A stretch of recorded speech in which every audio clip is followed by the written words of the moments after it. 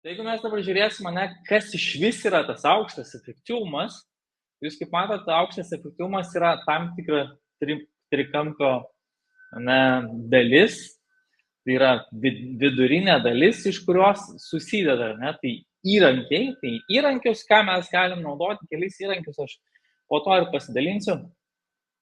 Įrankiai yra tik tais papildomas kažkoks išorinis variklis ar įrankis, kuris gali jums padėti pasiekti aukštą efektyvumą. Čia kaip toks plaktukas. Jeigu mes kalbėsime kitą trikampio dalį, nueisime, tai ten yra strategija. Strategija yra, kaip jūs pasieksite tą aukštąjį efektyvumą, o mes kartu su jumis kalbėjom apie įpročius. Tai įpročiai, įsivaizduokime, yra toks tarsi, kaip sako liaudis, juodas kasdienis darbas. Ir visą tai apjungus, jūs galite turėti kaip po rezultatą aukštą efektyvumą. Aš visada sakau, kaip ir dirbant su žmonėm ir kiek esu ten vedęs, važiavęs su pasitikėjimo seminaru 15 Lietuvos miestų, visada sakydavau, kad pasitikėjimas yra tik tai rezultatas. Tai jūs galite lygiai taip pat ir pamatyti, kad aukštas efektyvumas yra tik rezultatas, o kaip mes jį pasiekėme, tai pradžiui pasižiūrim, kokia yra reali situacija, kuris, sakykime, iš aukšto efektyvumo galbūt įpročių pas mus labiausiai stringa. Ir iššūkio dalyviam aš lygiai taip pat uždavinėjau klausimus, kokį vieną veiksmą galite padaryti šią savaitę, kad pagerintumėt savo tą žemiausią, tarkim, balą. Kodėl aš visada sakau ir koncentruojuosi, tarkim, tą žemiausią balą, vien tik dėl to, kad jeigu yra tas balas žemiausias, tai natūralu, kad turbūt yra kažkokia disharmonija jūsų gyvenime ir jūsų koncentracija turėtų būti, kad jeigu aš šiek tiek pagerinu situaciją tam savo žemiausiam, tarkim, bale iš jūsų, tarkim, visos gyvenimo, iš viso gyvenimo ratai, iš viso gyvenimo sričių, tai rezultate jūs jaučiatės geriau ir jūsų kitos gyvenimo sritis, jūsų pasitenkinimas, džiaugsmas gali lygiai taip pat pakilti. Tai mes, sakykime, tada kalbam apie strategiją, kaip aš galiu tą padaryti. Ir šiaip mes, jeigu kalbėt apie aukštą efektyvumo strategiją, tai yra daug plačiau ir mes su jumis nespėtume paeiti, bet aš noriu, kad pagautume tą patį principą. Tai jeigu žinot, tarkim, kad reikia man pagerinti santykius. Gerai, tai strategiją pasidarau kažkokią labai aiškę, taip jeigu taip ūkiškai žiūrėt, pasidarau veiksmų planą. Kaip aš galiu pagerinti savo, tarkim, santykius su antra pusė. Volia, tada jūs klausat, gerai, kokių įrankių man reikia, kad aš tuos santykius pagerinčiau. Tai vienas iš įrankių galbūt gali būti, nežinau, kažkokia tais knyga, ar kažkoks susitarimas, ar ten porų terapija, ar dar kažkas, tai yra papildomi tokie išoriniai įrankiai, kurie jums padės įgyvendinti jūsų strategiją. Tačiau natūralu, kad jūs, kaip žmogus siekiantis pačio sprendimo, jūs žiūrite ir kokius aš įpročius turiu įsiugdyti. Tarkim, ryte atsikėliau, pasakiau ten, brangusis, brangioja, aš ten tave myliu, ar ten apkabinau, ar dar kažką. Antras, sakykime, koks iš įpročių gali būti, kad mes susitarėm, kad mes, tarkim, kiekvieną sekmadienį einam pasimatymą ir kiek kartą į mėnesį išvažiuojam ten savaitgalį pabūti vien tik dviese. Tai va čia yra tokie įpročiai, kuriuos jūs galite ugdyti. Tai iš principo pats aukšto efektyvumo trikampis yra daug didesnis ir natūralu, kad mes per kiekvieną, sakykime, per 3 dienas su jumis negalim praeiti visko, bet aš tikiu, kad jeigu pagausit ar įsisaugosit šitą paveiksliuką, tai jūs jį pradėję naudoti, galite gerinti kiekvieną iš savo gyvenimo sričių.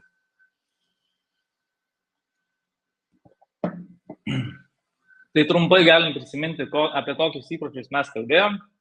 Tai aiškumas, kaip aukšto efektyvumo pamatas, ir jūs, turėdami aiškiai kryptį, kur jūs keliaujate, galite pasiekti arba nukreipti savo energiją labai kryptingai ir pasiekti tos rezultatus, išskirtinius rezultatus, kurių jūs norite, daug greičiau, negu tiesiog besiblaškydami visur aplinkui. Antras įprotis – generuokite energiją. Tai šiuo metu aš irgi kalbu su jumis ir stengiuosi kiaurą dieną, kaip sakant, 4 ar ne susitikimus, eiti ant ėjimo takelio, taip aš galiu susirinkti ten daugiau žingsnius, gyventi ilgiau ir generuoti energiją, vietoje to, kad aš tiesiog sėdėčiau ant kėdės ir natūralu, kad po kiek laiko mano tas energijos kiekis nukristų ir aš ištransliuočiau jums visai kitokia energija, visai kitokia galia tą pačią žinutę. Trečias įprotis – susikurkite poreikį. Kai tik šiandieną turėjau konsultaciją asmeninę su mergina, su kuria jau dirbam 6 savaitę. Ir mes turėjom tokią temą. Jis sako, aš kažkaip vis atidėlioju, ten, kad pradėčiau mokytis ten užsienio kalbą, nes jai ta užsienio kalba reikalinga jos karjerai ir jos ilgalaikiai tikslai. Sakau, gerai, o koks yra tavo esminis poreikis? Ir tada mes priėjom prie to, kad tas poreikis kaip ir yra, bet jo kaip ir nėra. Ir tada gaunasi, kad lyg ir motyvacijos nėra. Galų gale mes priėjom prie to tokio suvokimo, kada žmogus įsivardino, jog jos ilgalaikis tikslas yra ten, ar tai per mažas. Tačiau, koks yra principas? Kad jūs galite pasiekti savo per mažą ilgalaikį tikslą ir tada skelti kitą tikslą, bet jūsų tas poreikis turi būti labai aiškus, labai nuožmus ir jis turi labai stipriai užkurti, sakant, ugnį jumise, kad tikrai tai yra jūsų, nes šiek tiek ir dalinausi video pamokose, tai yra, kad žmonės kartais turi tokį poreikį dažniausiai dėl kitų ir tas poreikis dėl kitų yra daug stipresnis negu dėl savęs. Numeris 4 įprotis – padidinkit produktyvumą. Tai yra krūva įrankių, kuriuos jūs integravę į savo gyvenimą, galite padidinti savo produktyvumą. Ir žinoma, mes pradžiai turbūt kalbėsime nuo nusistatymo jūsų pagrindinių veiksmų, kuriuos jūs turite atlikti, kad jie atvestų jūs link jūsų tikrojo rezultato ir identifikavome vieno iš tų, tarkim, veiksmų, čia dalinosi ir komentaras, vienas dalykas, ne knyga.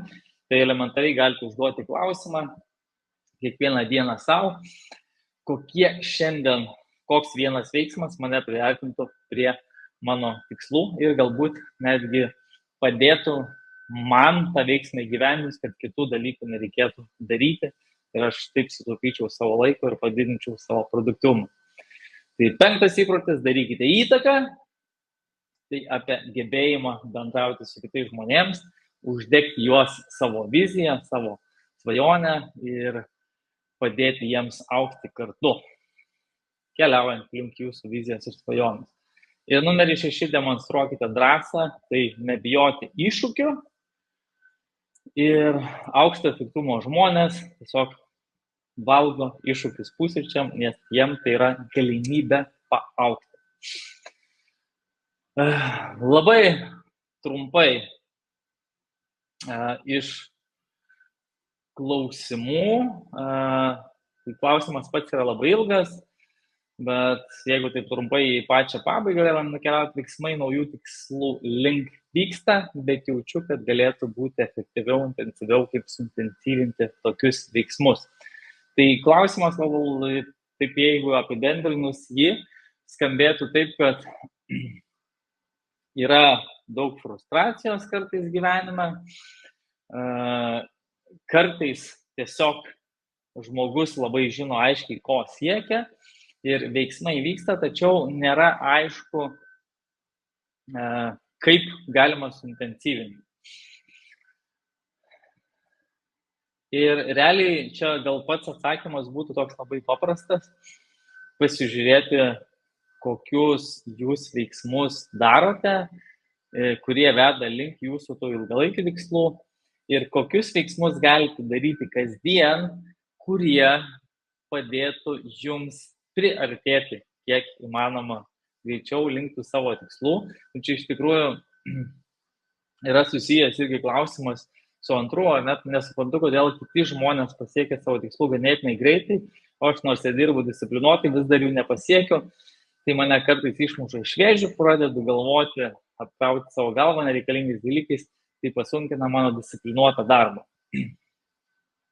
Tai realiai čia turbūt yra keli įrankiai, kuriuos būtų galima integruoti ir panaudoti. Tai pirmas įrankis yra tiesiog nuolatinė savianalizė, stebėjimas savęs. Ir čia mes galim kalbėti ir apie kasdienį dienoraščio rašymą, ne, kasdienį tą tokį padėkojimą, dėkingumą, kasdienį savo tam tikrų sėkmių įvardinimą. Aš sakau, jeigu kiekvienas iš jūsų sugebėtume pasižiūrėti dienos vakare ir užsirašyti savo į sąsiuvinį, planas minimum atsigulus į lovą tiesiog padėkoti, bent už 3 dalykus ir pagalvoti, ką šiandien padariau. O rašymas ranka visada yra daug stipriau, nes jūs išlaikote, ne, aš, pavyzdžiui, turiu knygutę, čia ir savo planus rašau kasdien ir sėkmės bei dėkingumą, už ką esu dėkingas. Tai jūs išlaikot savo tam tikrą istoriją. Ir galite bet kada atsiversti, perversti ir peržiūrėti savo progresą.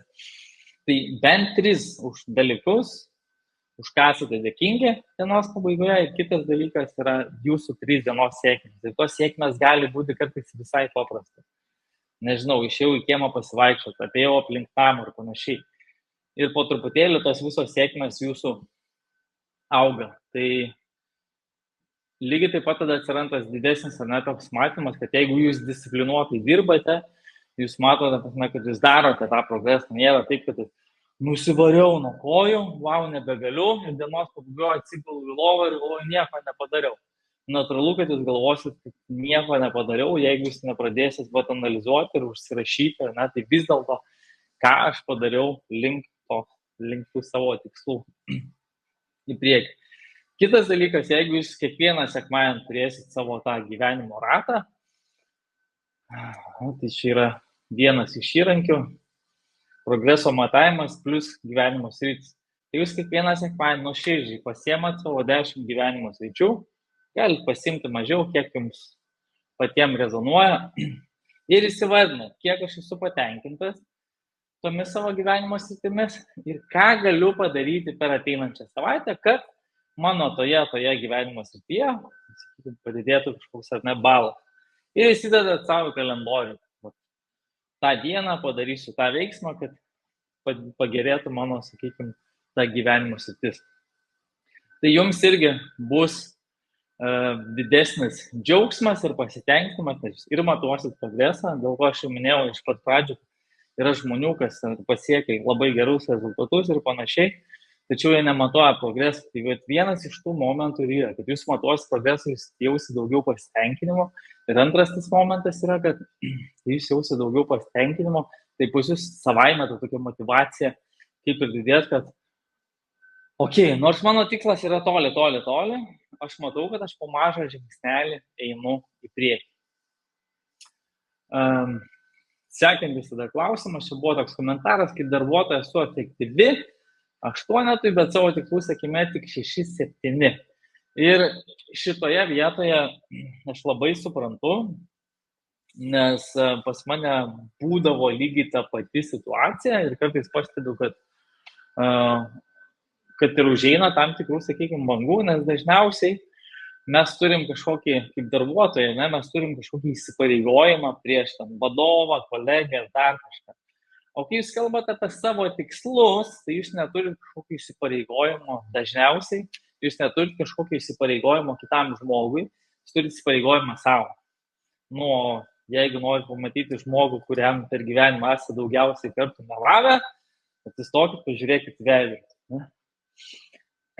Tai natūralu, kad tada reikėtų pasižiūrėti į kelius dalykus. Arba į tą tokį rimtą pokalbį su savimi ir atsakomybės prisiėmimą savo.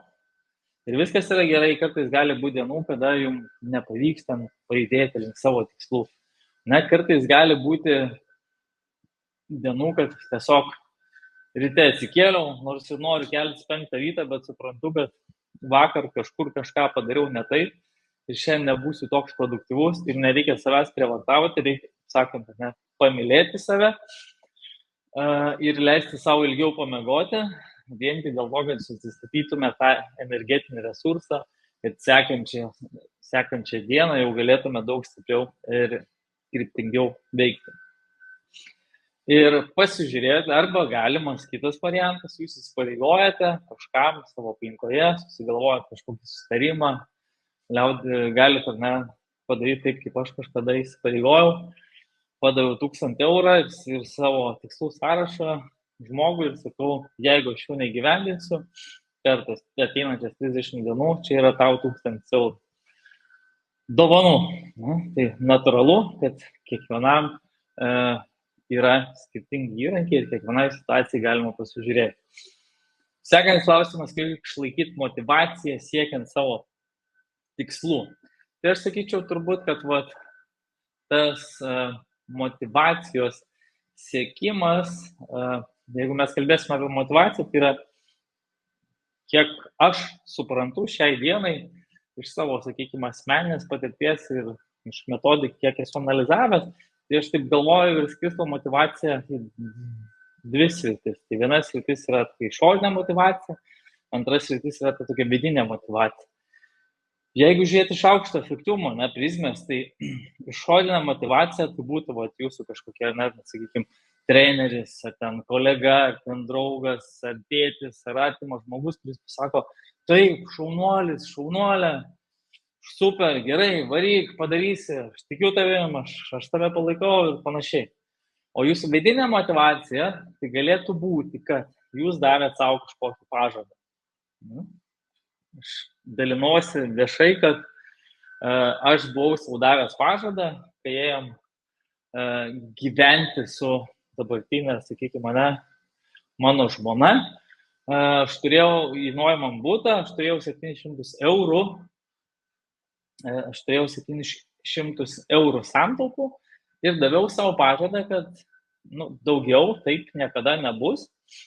Daugiau taip niekada nebus ir aš neleisiu savo, kaip sakant, nusiristi iki to momento. Tai tas pažadas, sakykime, ir veda į priekį. Tai dar vienas pažadas, arba toks išorinis poreikis, tokia vidinė motivacija galėtų būti dėl kitų, kaip viena iš, sakykime, iš klienčių, su kuriuom buvom kalbėję, irgi apie aukštą efektyvumą, jis sako, aš neturėjau kito pasirinkimo, tiesiog likau viena su 3 vaikais ir neturėjau kito pasirinkimo ir pažadėjau savo, kad aš neleisiu savo ir savo vaikams skursti, jinai tiesiog pasinėrė ir ten dirbo per kelis darbus.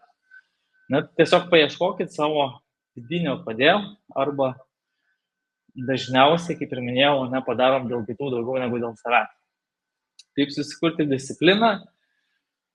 Tai su disciplina, vėlgi, aš sakyčiau, pradžiai yra jūsų vidinis kodėl ir tada po truputėlį, po mažą žingsnelį, kiekvieną dieną imkitės tam tikrų veiksmų. Tai šitoj vietoj galėčiau turbūt gal parekomenduoti arba Brian Tracy savidisciplinos galia yra tokia knyga, man rodos, Traudė knyga yra, arba man kas labai patiko, tai Robin Sharmos 5 valandos klubas. Ir šiek tiek po to galėsiu papasakoti apie tą patį 5 valandos klubą. Bet principas yra toks, kad jis paima, labai patiko, vienas buvo lietuvių sportininkas, pasakojus, kaip pradėti, sakykime, bėgioti. Sako, pirmas žingsnis, jeigu neturit kėdų, nusipirkit kėdus. Antras žingsnis, užsidėkite kėdus ir praseikit namuose. Trečias žingsnis galėtų būti, kad išeikit lauką aplink namą. Tai po truputėlį ugdytis tą savo discipliną. Ir kitas iš tokių būdų galėtų būti, kad iš vakaro pasiruoškite rytojui. Tai pavyzdys, jeigu jūs norite išeiti sportuoti, tik atsikėlę, tai prie lovos pasidėkite rūbus.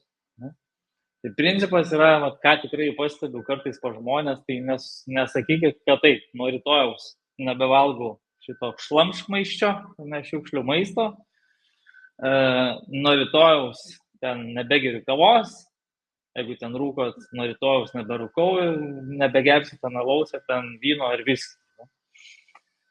Žingsnis po žingsnį, po vieną žingsnelį, kad po to nebūtų tas toks bumerangas. Dar vienas klausimas, kaip sustiprinti savo įtaką. Tai kas liečia įtakos stiprinimą, tai aš sakyčiau taip. Pirmas dalykas, pasižiūrėkite savo ir atsakykite, ar jūs esate tas žmogus, į kurį, sakykime, mane norėčiau lygiuotis. Galbūt jūs ten super daug skubate, neskirite laiko savo ten kolegoms, komandai ir panašiai. Ar jūs esate džiaugsmingas žmogus? Vienas iš paprasčiausių būdų, ką aš ir buvau minėjęs, kad jūs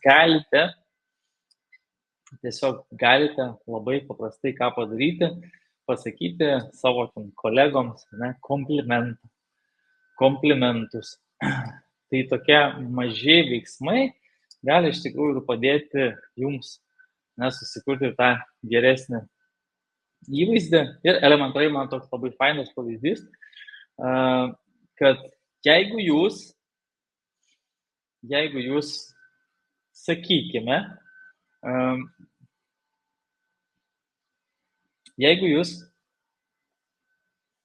sakykime, kalbate gyvai su žmogumi, tai ir laikote rankai telefoną, arba esate telefoną pasidėję ant stalo.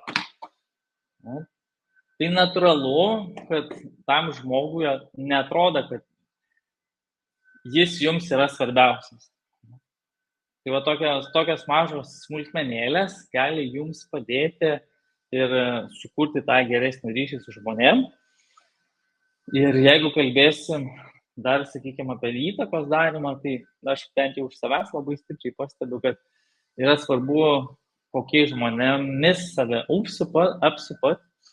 Ir jeigu jūs norėtumėte, mes kaip tik su Virtuozu organizuojam tokį verslo klubų susitikimą, plius minus kas 3 savaitės, tai aš tuomet įdedu nuorodą, kas norėsit, galėsit užsiregistruoti, ateinantį pirmadienį mes susitiksime ir ten yra daug pozityvių, tikrai fainų žmonių, kurie siekia daugiau ir dalinasi savo patirtimi ir padeda vienas kitam.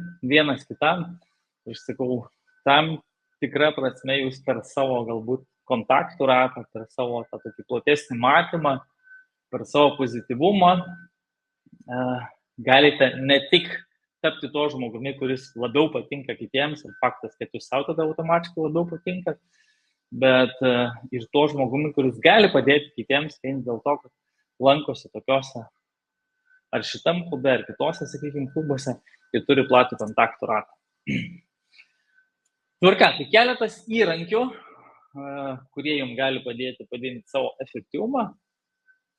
Tai tiesiog streso valdymas, tai vienas iš tokių paprasčiausių, tai yra jūsų kvėpavimo stebėjimas.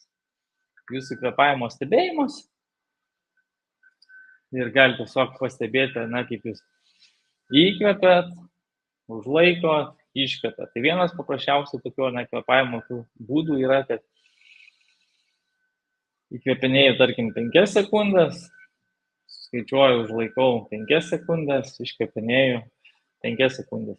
Nes šias iš kvėpavimo nemokymų, kai žmogus ten stresuoja, dažniausiai tokį greitą kvėpavimą palaiko ir automatiškai tada kyla jūsų tas kraujospūdis, širdies dažnis, o kai jūs kvėpuojate ramiai, arba būna toks atodūsis,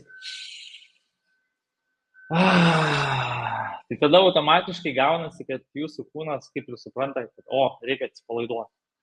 Praėjo kažkokia ten, sakykime, nestresinė situacija. Antras iš tų svarbių žingsnių, kaip jūs galite pasiekti didesnį efektyvumą, tai integruoti savo laimėjimus. Tai nesvarbu, kaip greitai jūs siekite savo tikslų, turėkite eigoje pasidžiaugimą, kad jūsų, sakykime, ten pasąmonė, vidus ir jūs suprastumėte, kad nėra tai čia kažkokia visiškai tokia ilgalaikė kelionė, to džiaugsmo nebus, dėl ko kartais sako, kad pats didžiausias džiaugsmas yra ten kelionė. Tai jeigu jūs pasiekite savo vieną iš tokių vadinamų milestone'ų šitų tokių stotelių, ką buvo ten nusimatę link savo tikslo, tai turėkite ar kažkokį savo apdovanojimą. Žiūrėkit, kad tas jūsų apdovanojimas irgi nebūtų toks, kad jis galėtų pakenkti jums. Duosiu tokį pavyzdį, labai keistas galbūt pavyzdys. Mano vienas pažįstamas, jisai besiekdamas savo tikslų, turėjo savo apdovanojimą. Tarkim, jis padaro pardavimą ir po kiekvieno pardavimo suvalgo pizzą. Čia jau būdavo apdovanojimas. Bet jo kažkur gyvenimo srityse ir visų vertybių yra sveikata kaip vertybė. Nu ką aš įsivaizduoju, jis daug darė pardavimų, daug valgė pizzų, tada automatiškai išsiplėtė ir jo sveikata nuo to kentėjo. Dar vienas iš įrankių, kuris gali padėti jums pasiekti aukštą efektyvumą, tai yra perėjimai. Apie perėjimus aš jau šiek tiek pasakojau mūsų video pamokose. Tai principas labai paprastas, ką aš ir padariau prieš ateinant į šitą gyvą transliaciją. Persijungiau nuo pasiruošimo šitai transliacijai ir tada atpalaidavau visą savo kūną, sakiau, paleidžiu. Ir tuomet su kiekvienu iškvėpimu paleidžiu ir tada išsikėliau savo intenciją, ką aš norėčiau ištransliuoti jums, kaip tos žinutės turėtų skambėti. Ir faktas, kad šios transliacijos pradžioje buvo šiek tiek techninių kliūčių su paleidimu visos prezentacijos, bet atsitinka gyvenimas, nors kad ir kaip susiplanuojama, bet aš esu čia su jumis ir transliuoju taip, kaip aš žadėjau, būti visiškai nuoširdus, atiduoti kiek įmanoma daugiau vertės ir kad kiekvienas iš jūsų įsineštumėte bent po vieną ar tai įrankį, ar mintį, kuri padės jums susikurti ar aukštą efektyvumą, ar bent jau harmonijos daugiau jūsų gyvenime. Tai progreso matavimas ir gyvenimo sritis, tai kaip ir minėjau, kiekvieną sekmadienį pasiėmam savo gyvenimo ratą, pasižiūrim, kaip man sekėsi šią savaitę, ką aš pasiekiau iš praeitos savaitės, ką buvau užsikėlęs, tai tada kiek aš esu patenkintas kiekviena savo gyvenimo sritimi ir atitinkamai įsikeliu po kažkokį veiksmą, tikslą įsidedu į kalendorių, kad aš tai konkrečiai padarysiu, kad mano atitinkamas gyvenimo sritis pagerėtų.